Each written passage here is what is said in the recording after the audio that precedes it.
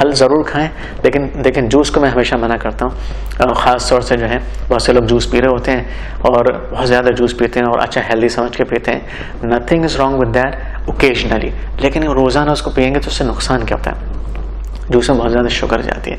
Sugar is sugar, ठीक है। अच्छा, आप बहुत से कहेंगे नहीं, बहुत से तो जूस फास्टिंग करते हैं, बहुत से ये करते हैं इस पर।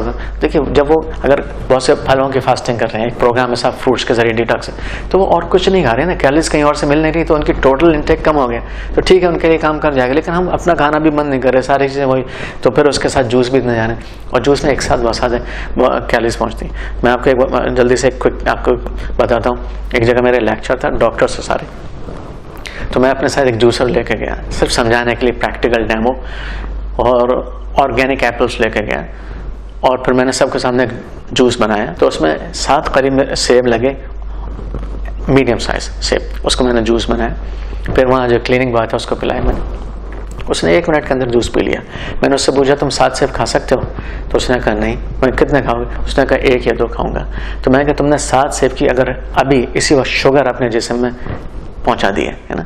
तो हम ये तो देखते हैं ऑर्गेनिक एप्पल्स हैं, ये ताज़ा जूस है, ये सब जो, लेकिन ये नहीं सोचते कि शुगर तो शुगर है। मैंने जैसे पहले अर्ज किया 1 टीस्पून, उसके अलावा जितनी भी जाएगी फिर इंसुलिन एक्टिवेट होगी, या तो स्टोर करेगी आपको, या फिर इंसुलिन सेंसिटिविटी बढ़ाएगी। तो ये सब चीज़ें हैं। तो इसलिए हम फल खाइए, और ज़्यादा फल भी नहीं खाइए। ऐसे कॉकटेल फ्रूट सैलड लेके बैठे होते हैं लोग, ऐसे भी नहीं। एक टाइम में 1 फल खाइए, फिर खाने 4 घंटे बाद खाइए। इस तरह अनार इज़ द बेस्ट फ्रूट।